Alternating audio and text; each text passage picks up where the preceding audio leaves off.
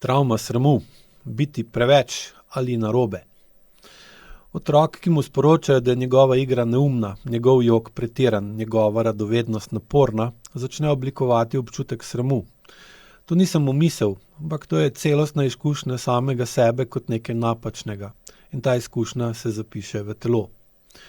V odraslosti se ta sram kaže kot občutek nevrednosti, močna potreba po nadzoru izraza, nezmožnost sproščenega gibanja, vodenje samega sebe skozi pretirano samokritiko.